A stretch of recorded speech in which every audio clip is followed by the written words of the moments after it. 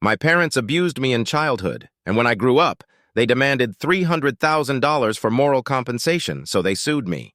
I've been lurking here for a while, and after reading so many stories of people going through tough times, I decided it's time to share my own story.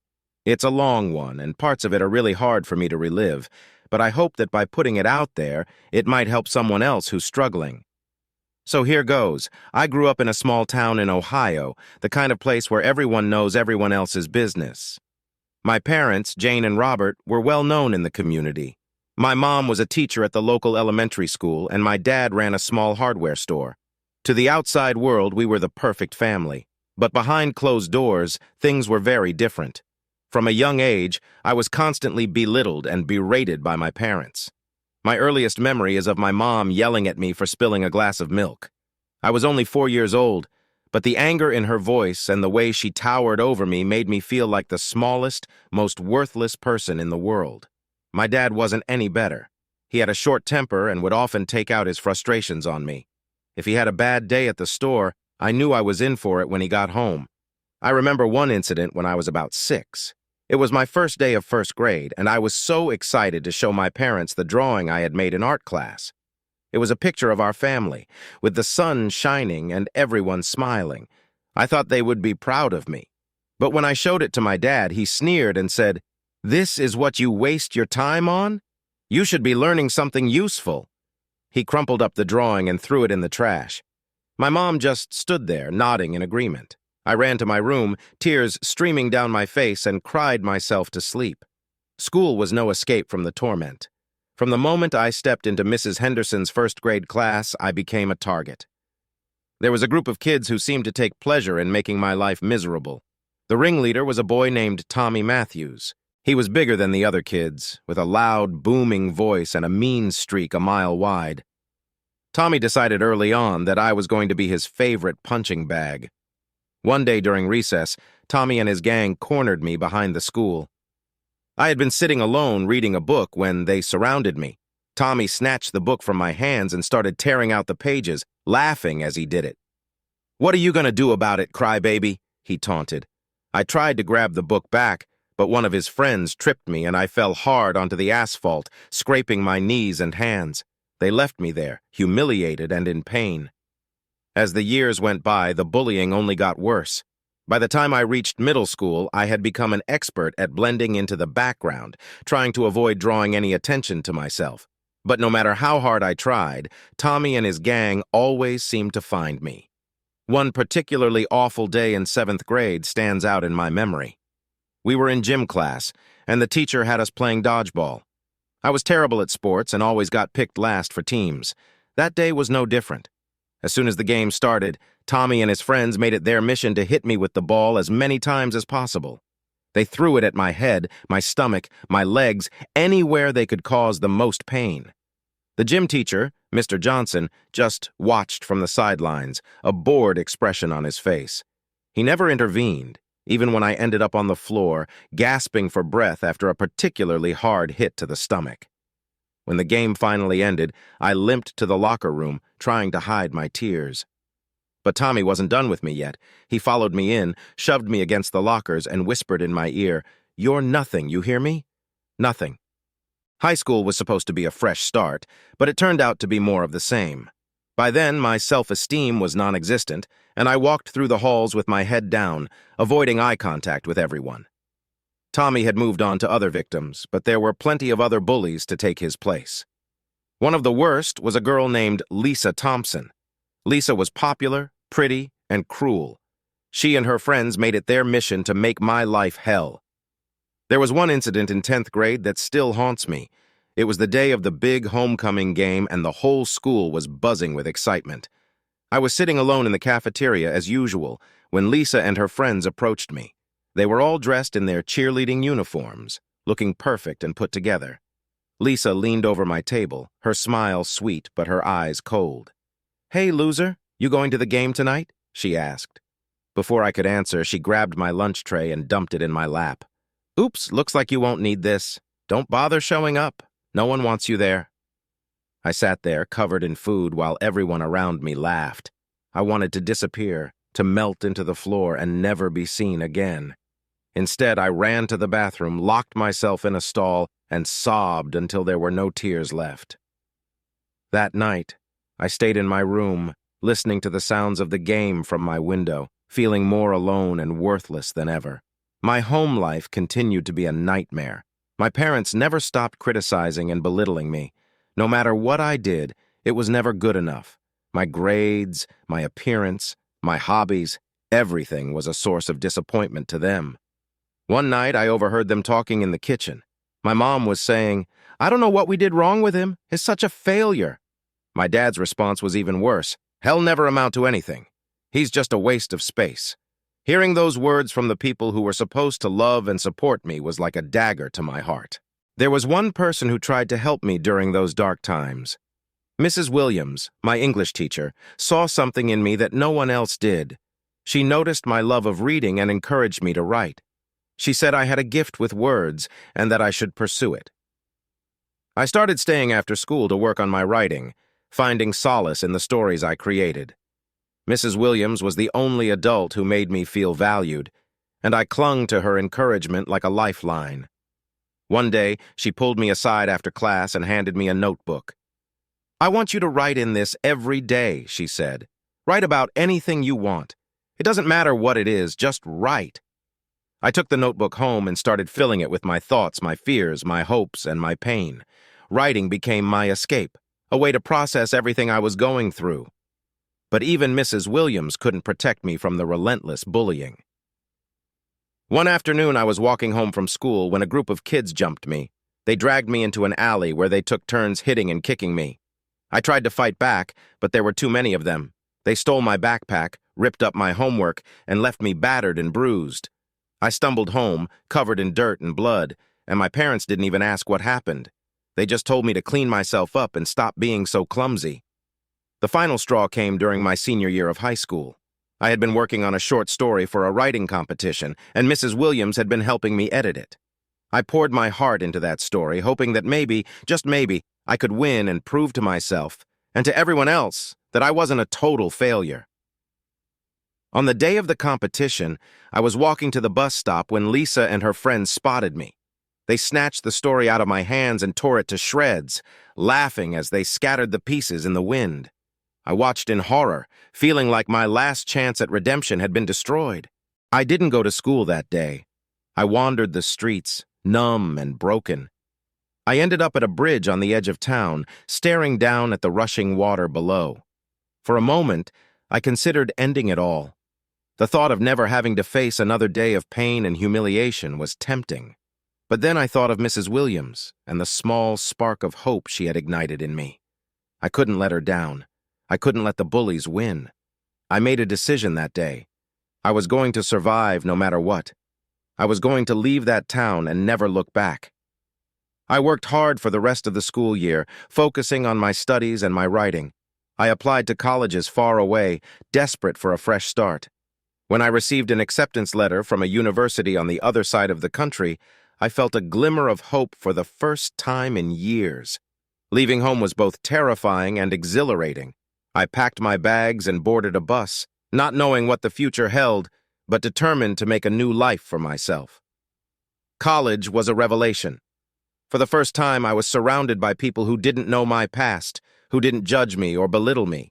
I made friends, joined clubs, and threw myself into my studies. I majored in English and found joy in my classes, learning from professors who appreciated my passion for literature. But the scars from my past didn't disappear overnight. I struggled with self-doubt and anxiety, constantly questioning my worth. There were days when I felt like a fraud, like I didn't belong. But I kept pushing forward, reminding myself of how far I had come. One of the most healing experiences was therapy. I started seeing a counselor who helped me unpack the trauma of my childhood and learn healthier ways to cope. It wasn't easy, but slowly, I began to rebuild my self-esteem. I started to see myself not as a victim, but as a survivor. Graduation day was a moment of triumph. As I walked across the stage to receive my diploma, I thought about everything I had endured to get to that point. The bullying, the abuse, the moments of despair, it had all led me to this moment. I was proud of myself for the first time in my life. After college, I decided to pursue a career in writing. I knew it wouldn't be easy, but I was determined to follow my passion. I took on freelance gigs, writing articles and stories, and slowly built up a portfolio. I even got a few pieces published in literary magazines. One day I received an email that changed my life. A literary agent had read one of my stories and wanted to represent me. I was over the moon. With her help, I started working on a novel, pouring my heart and soul into the pages. It was a story about a young boy who overcomes adversity and finds his place in the world, a story that was deeply personal to me. I'm back with an update to my story. I wish I could say things have been smooth sailing since my last post, but life has a way of throwing curveballs. This sequel is a tough one to write, but it's a part of my journey, and I want to share it with you all. Strap in, because this one gets pretty intense. After my book was published, things were going well. I had a supportive community of readers, a career I loved, and a sense of accomplishment that I had never known before. But just as I was starting to feel like I had truly moved on from my past, my parents re-entered my life in the most unexpected and unwelcome way. It all started with a knock on my apartment door. When I opened it, I was shocked to see my parents standing there. It had been years since I'd last seen them, and the sight of them brought back a flood of painful memories. My mother, Jane, looked as stern as ever, and my father, Robert, had the same cold expression I remembered from my childhood. Without waiting for an invitation, they barged into my apartment. They demanded that I remove the story because it put them in a bad position. They were furious, claiming that the book had ruined their reputation in the community. They insisted that the portrayal of them in the book as abusive and neglectful parents was not only exaggerated but completely fabricated. They were relentless, accusing me of slander and threatening to take legal action if I didn't comply. To add to the insult, they demanded compensation of $30,000 for moral damages, asserting that the book had caused them significant emotional distress. I was taken aback by their audacity. I tried to explain that everything in the book was true, that it was my story, my truth, but they refused to listen, their minds already made up. The situation escalated quickly, with my father growing more aggressive and my mother more hysterical. It was clear that they weren't going to leave until they got what they wanted. True to their word, my parents filed a lawsuit against me. They accused me of defamation and demanded $30,000 in damages. The news of the lawsuit spread quickly, and it wasn't long before I found myself back in the public eye. But this time for all the wrong reasons. The stress of the upcoming court battle was overwhelming. I hired a lawyer and prepared to defend myself, but the emotional toll was immense. The trial was a grueling ordeal. My parents' lawyer painted them as victims, insisting that I had fabricated the entire story to sell books and gain sympathy. They brought in character witnesses from the community, people who had only ever seen the facade of our perfect family, to testify on their behalf. They claimed that my book had caused them severe emotional distress, affecting their social standing and mental health. My lawyer and I countered with my own witnesses and evidence. I presented journals and notes I had kept over the years, detailing the abuse and neglect I had endured. Mrs. Williams, my high school English teacher, testified on my behalf, recounting the times I had confided in her about my home life. I even brought in some of my childhood friends who had witnessed the bullying and mistreatment firsthand. One of the most shocking moments of the trial came when a former neighbor of ours took the stand. She testified that she had often heard shouting and crying coming from our house, but had never intervened because she didn't want to get involved. Her testimony was a turning point, casting doubt on my parents' claims that our family life had been idyllic. Despite the mounting evidence against them, my parents remained defiant. The tension in the courtroom was palpable as the trial reached its conclusion. The jury deliberated for hours before finally reaching a verdict.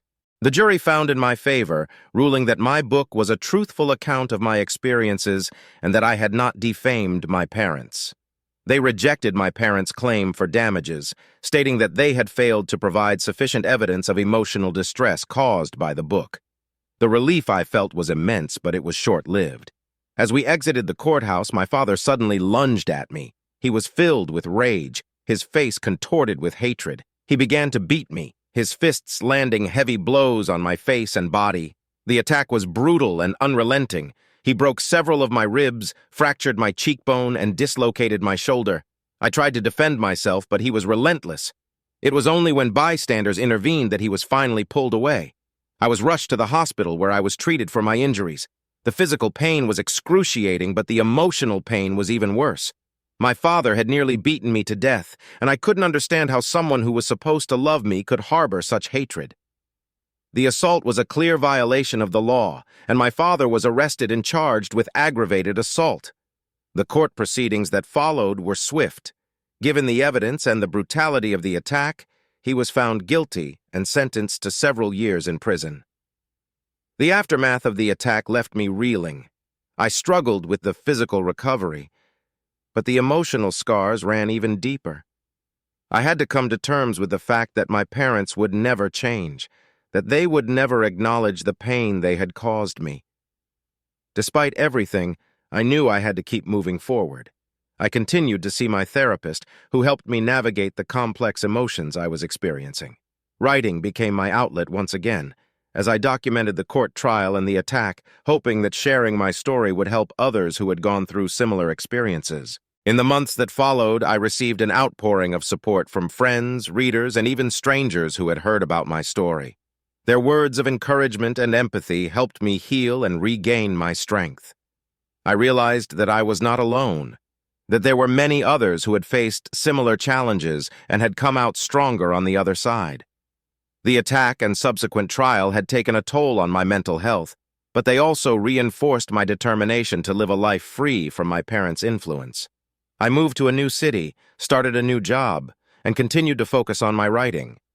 I built a support system of friends and loved ones who uplifted me and helped me find joy and meaning in life again. I'm back with another update to my story. Just when I thought things couldn't get any more intense, life threw another set of challenges my way. This part of my journey involves treason, theft, another court battle, assault, and even murder. It's a heavy story, but it's my truth, and I need to share it. Here goes. After the trial and my father's imprisonment, I was determined to rebuild my life. I moved to a new city, started a new job, and continued to focus on my writing. For a while, things seemed to be looking up. I made new friends, built a support system, and started to feel like I was finally putting the past behind me. But then, out of nowhere, the nightmare began anew. It started with a phone call from my mother. She was hysterical, claiming that she had been robbed and that she was sure it had something to do with me. At first, I didn't believe her. I thought it was another one of her manipulative tactics to drag me back into her toxic world. But when I saw the police report and the photos of the ransacked house, I realized that something serious was going on. My mother accused me of orchestrating the robbery, saying that I wanted revenge for the lawsuit and my father's imprisonment. She demanded compensation, threatening to sue me again. I was in shock. I had nothing to do with the robbery, but she was determined to pin it on me. The stress and anxiety I had worked so hard to overcome came flooding back. The police got involved, and an investigation was launched. They interviewed me extensively, trying to piece together what had happened. I cooperated fully, confident that the truth would come out. But the situation only grew more complicated. During the investigation, it was discovered that my mother had been embezzling money from her employer for years. The robbery had uncovered a hidden stash of cash and documents that implicated her in the theft. When confronted with the evidence, my mother turned the blame on me again, claiming that I had set her up. She insisted that I had planted the stolen money and documents in her house to frame her. It was a ridiculous accusation, but she stuck to her story, trying to paint me as the villain. The police were skeptical of her claims, but they couldn't ignore the possibility that there might be some truth to her allegations. As the investigation continued, more shocking revelations came to light. It turned out that my mother had been involved in a series of fraudulent schemes, stealing not just from her employer but also from friends and neighbors. The extent of her deception was staggering. She had forged signatures, created fake accounts, and laundered money through various channels. The police were uncovering a web of lies and criminal activity that spanned years. Despite the mounting evidence against her, my mother remained defiant. She insisted that she was innocent and that I was the mastermind behind everything. The police decided to take a closer look at my involvement, even though there was no direct evidence linking me to the crimes. They scrutinized my finances, my communications, and my whereabouts during the times the crimes were committed. It was an invasive and exhausting process, but I had nothing to hide. One night, as I was returning home from work, I was ambushed by two men in masks. They beat me mercilessly, shouting that I needed to drop the charges against my mother and pay her the money she demanded. They left me bruised and bleeding on the sidewalk, and I barely managed to drag myself to my apartment to call for help. The police arrived quickly and took my statement, but there was little they could do without more information about my attackers. The assault left me physically and emotionally shattered. I was living in constant fear, wondering if the men would come back to finish the job. My friends and colleagues were supportive, but I felt like a burden, constantly looking over my shoulder and jumping at shadows. The police increased their patrols in my neighborhood, but it did little to alleviate my anxiety. Meanwhile, the investigation into my mother's criminal activities continued. The police discovered that she had enlisted the help of several accomplices, including my father, who had been orchestrating some of the schemes from prison. They had been using their connections and influence to manipulate people and cover their tracks. It was a shocking betrayal, realizing that my parents had been working together all along to deceive and exploit those around them. With the new evidence, the police were able to charge my mother with multiple counts of fraud, embezzlement, and conspiracy. My father faced additional charges as well. The case went to trial, and I was called to testify. It was a surreal experience, sitting in the witness stand and recounting the horrors of my childhood and the more recent events. My parents glared at me from across the courtroom, their hatred palpable. During the trial, it was revealed that my mother had been planning to flee the country with the stolen money. She had been in contact with several criminal organizations, trying to secure a new identity and a safe passage out of the country. The prosecution presented damning evidence of her plans, including emails, phone records, and witness testimonies. It became clear that she had been willing to do whatever it took to escape justice, even if it meant framing her own child. The trial lasted for several weeks, with both sides presenting their cases in painstaking detail. The media coverage was intense, and I found myself once again in the public eye, but this time as a victim of my parents' treachery. The stress was overwhelming, but I knew I had to see it through to the end. I owed it to myself and to everyone else who had been hurt by my parents' actions. In a shocking turn of events, one of my mother's former accomplices turned against her, providing crucial testimony that sealed her fate. He revealed that my mother had planned the robbery herself, hoping to use it as a distraction while she made her escape. He also admitted to being one of the men who had attacked me, acting on my mother's orders. His testimony was the final nail in the coffin for my mother's defense. The jury found my parents guilty on all counts. My mother was sentenced to a lengthy prison term, and my father's sentence was extended. The relief I felt was immense, but it was tempered by the deep sadness of knowing that my parents had chosen a life of crime and betrayal over being there for their child. The emotional scars would take much longer to heal. As I tried to move on with my life, another shocking event shook me to my core. One of my close friends, someone I had trusted and confided in during the darkest times, was arrested for attempting to bribe a police officer involved in my parents' case. It turned out that my friend had been in cahoots with my parents, feeding them information about the investigation and trying to sway the outcome in their favor. The betrayal was devastating. I had trusted this person, believed that they had my best interests at heart, and now I felt utterly alone. The police conducted a thorough investigation, and my friend was charged with obstruction of justice and conspiracy. The trial was swift, and he was found guilty.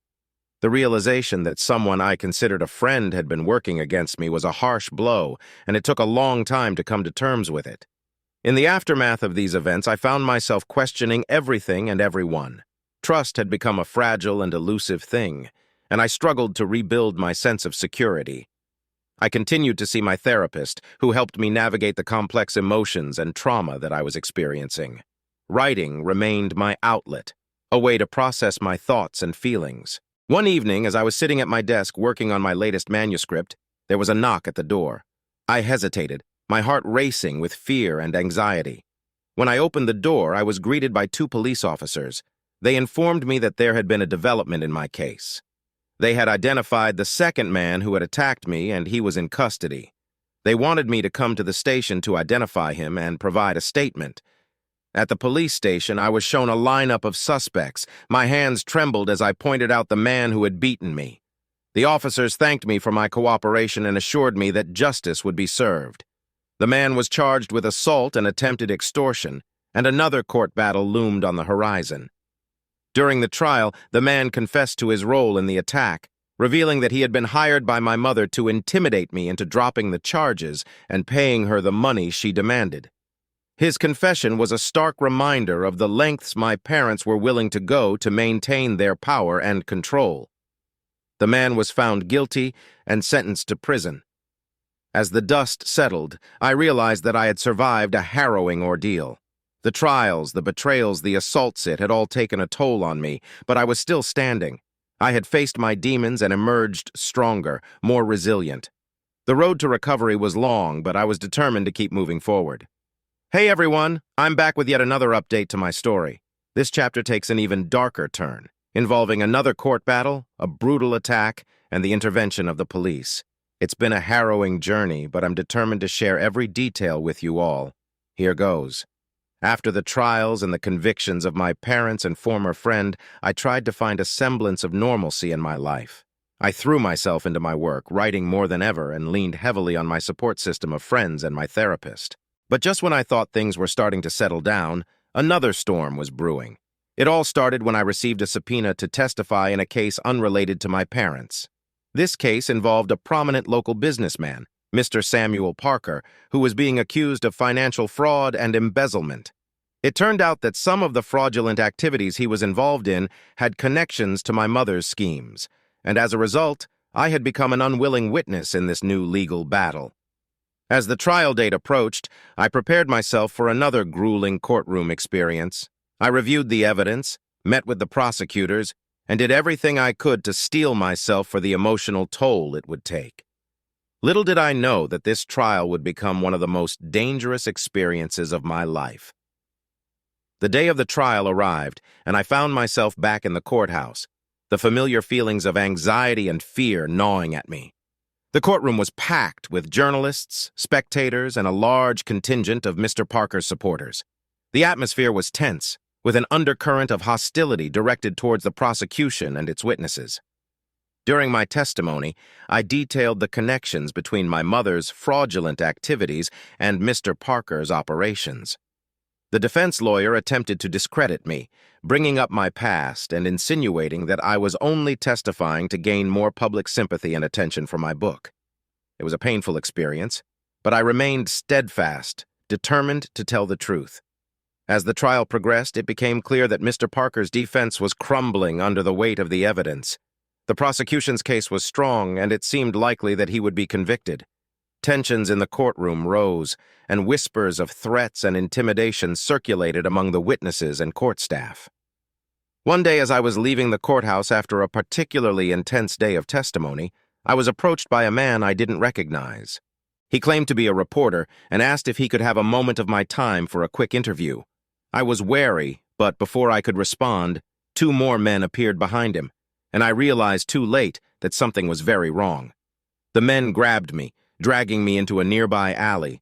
My heart pounded with fear as I struggled to break free, but they were too strong. They pinned me against a wall and began to beat me, their fists and feet landing blows all over my body. They didn't say much, but what they did say made it clear that this was a warning, a brutal attempt to silence me and scare me away from the trial.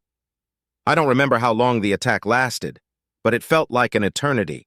By the time they left, I was lying on the ground, barely conscious, with blood pouring from multiple wounds. My ribs felt like they were on fire, and I could barely breathe. I mustered what little strength I had left to call 911 on my phone, my vision blurry and my hands trembling. The police and paramedics arrived quickly. I was rushed to the hospital where doctors worked to stabilize me and assess the extent of my injuries. I had multiple broken ribs, a fractured jaw, a concussion, and numerous cuts and bruises. The physical pain was excruciating, but the emotional trauma was even worse. I felt violated, terrified, and utterly alone. The police launched an investigation into the attack. They interviewed me extensively, trying to get descriptions of the attackers and piece together any clues that could lead to their identities. Despite the pain, I did my best to cooperate, determined to see justice done. The attack had only strengthened my resolve to stand up against those who sought to silence me. As I lay in my hospital bed, I received visits from friends and colleagues who offered their support and encouragement. They were horrified by what had happened and rallied around me, ensuring I never felt alone. The outpouring of love and solidarity was a lifeline in my darkest moments. The police made progress in their investigation, identifying one of the attackers through surveillance footage near the courthouse. He was a known associate of Mr. Parker, a thug with a history of intimidation and violence. With this breakthrough, they were able to track down and arrest the other men involved in the attack. The arrests brought a sense of relief, but the fear still lingered. I knew the trial was far from over, and I was still a key witness. Security measures were increased at the courthouse, and I was given a police escort whenever I had to attend. The authorities were taking no chances, determined to protect me and ensure that justice was served. The trial continued, and I returned to the witness stand with renewed determination. The attack had left me physically weakened, but my spirit was unbroken. I testified about the assault, detailing the threats and the connection to Mr. Parker. The prosecution used this information to further strengthen their case, highlighting the lengths to which Mr. Parker's associates would go to protect him. As the trial neared its conclusion, the tension in the courtroom was palpable. The defense's attempts to discredit me and the other witnesses had failed, and the weight of the evidence against Mr. Parker was overwhelming. The jury deliberated for several days before finally reaching a verdict. Mr. Parker was found guilty on all counts. The courtroom erupted in a mix of cheers and outrage, with his supporters shouting threats and accusations. The judge called for order, but the chaos continued outside the courthouse, with protests and confrontations between Parker's supporters and those who sought justice. With the verdict delivered, the authorities took steps to ensure my continued safety. The police provided me with a security detail, and my home was equipped with surveillance cameras and other protective measures. It was a drastic change to my life, but it was necessary to ensure my safety.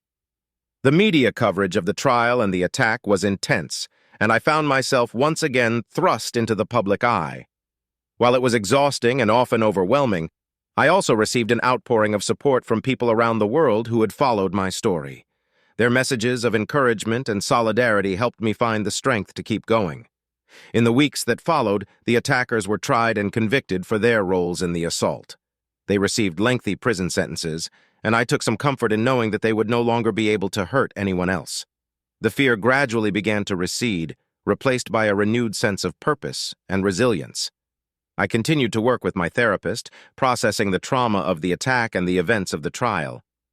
Writing remained my outlet, a way to make sense of the chaos and find some semblance of peace.